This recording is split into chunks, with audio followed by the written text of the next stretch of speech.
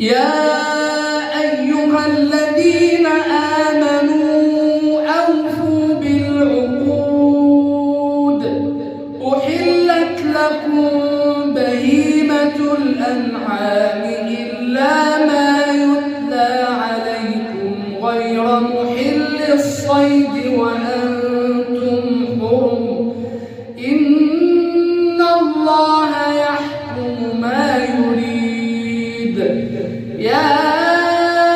أيها الذين آمنوا لا تحلوا شعائر الله ولا